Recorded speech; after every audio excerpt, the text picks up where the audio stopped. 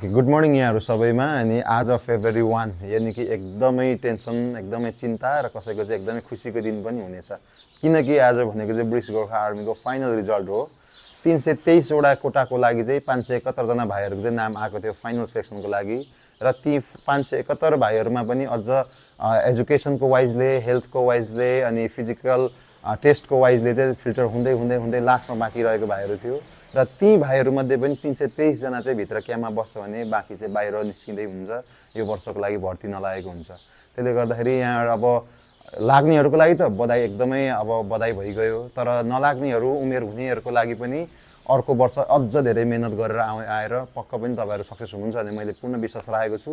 र उमेर नहुने भाइहरूको लागि पनि बधाई छ, किनभने जिन्दगीले चाहिँ तपाईँलाई यो ठाउँमा होइन कि अर्को ठाउँमा भनेर चाहिँ बल्ल तपाईँको अर्को ढोका चाहिँ खोलिँदैछ। त्यसले गर्दाखेरि त्यो अब जे हुन्छ राम्रोको लागि हुन्छ। सबैलाई चाहिँ त्यही भएर बेस्ट विसेस भन्न चाहन्छु।